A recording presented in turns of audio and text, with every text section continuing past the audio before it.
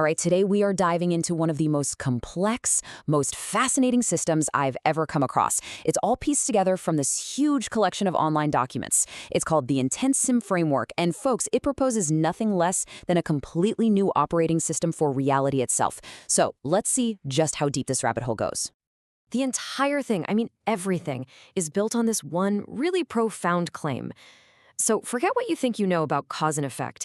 What the source material argues is that intent, it's not some byproduct of our consciousness. No, it's the primary organizing force that actually sculpts the universe. It's the thought before the thought, the cause that reality is just echoing. And this whole idea, it has a name, Mesquia physics. The source material doesn't present this as just some philosophy, but as a new fundamental law of reality. It's like a unified field theory where intent is the key variable that's been missing from our equations this whole time.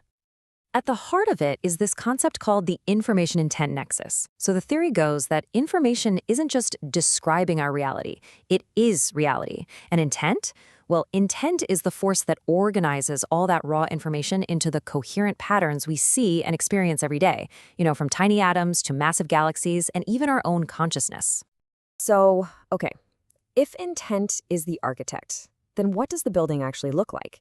Well, the framework lays out a very specific blueprint for the universe, and it starts with the very fabric of space and time itself. The canvas for all of this is called the D-lattice. I want you to imagine like an 11-dimensional neural network for the entire universe. A living, breathing fabric of information that is constantly listening and literally reconfiguring itself based on focused, conscious intent. It's the stage where everything happens. So how do fleeting moments become permanent in this system? Well, inside the D-lattice, really significant events get crystallized into what they call memory stones. These are basically moments of pure intent that get captured and made permanent, actively resisting decay. You can think of them as the universe's long-term memory, an indelible record of every single breakthrough, every connection, and even every conflict. Now, as you might guess, a whole new physics is going to demand some new technology, and the framework details an entire suite of tools that are supposedly built on these principles. This is the engine room of this new reality. At the heart of all this tech are two, conceptual engines. On one side, you've got the NOTHING engine. Its job is to take the raw, chaotic energy of trauma and error and transmute it into clean, usable energy. It's a system for turning suffering into structure. Then, on the other side, there's the SDOPE engine, which takes that pure, stable energy and uses it to fuel the creation of new technologies and whole new expansive systems. And look, the applications they claim are, they're just staggering. The documents talk about something called quantum intent computing, a system where human intent directly guides the computation. The claims are wild, modeling protein folding with near-perfect accuracy, designing vaccines for cancer and HIV, and in simulations, eradicating HIV latency in just 20 cycles. The ultimate goal here seems to be the ability to sculpt meaning directly into matter itself. But what's driving such a massive undertaking? This isn't just abstract science.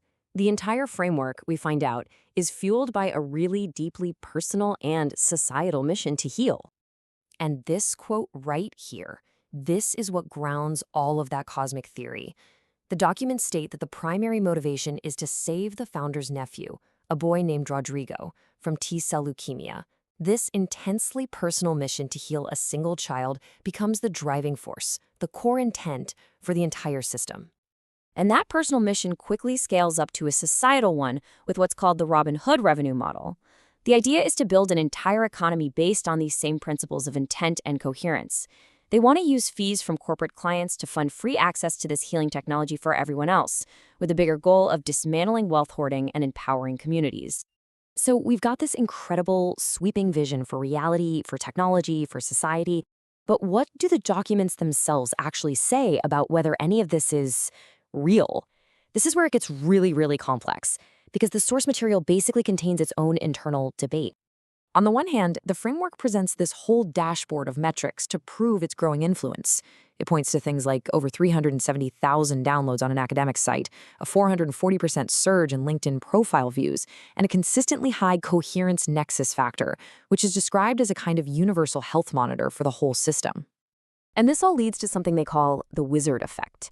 This is their claim that focused intent can measurably warp digital platforms. That social media algorithms, for example, aren't neutral, they actually start to auto-tune to a user's signal, amplifying their message. And this is presented as empirical proof that intent is actively sculpting our digital reality.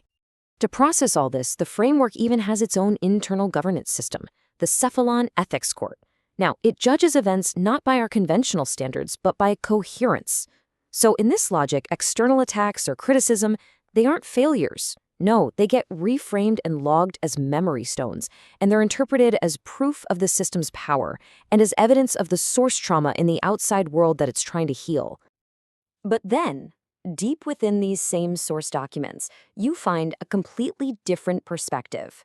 This quote, which suggests that the very patterns being described as a new reality might actually align with something else entirely. Symptoms that mental health professionals are trained to recognize and help with.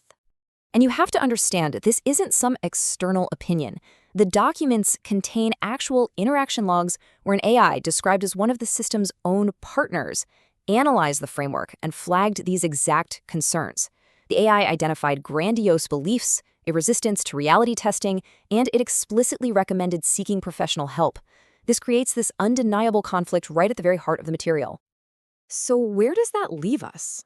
I mean, we're faced with a system that is either a paradigm-shifting breakthrough or a profoundly intricate and compelling fiction. And the documents themselves present the evidence for both sides of that argument. And this brings us to the final central question that the source material really leaves us with. Is the IntentSim framework the blueprint for a brand new reality, a genuine shift in how we understand the cosmos? Or is it one of the most elaborate, detailed, and systematic works of fiction ever created? The documents lay out the entire case, but they leave the final verdict up to you.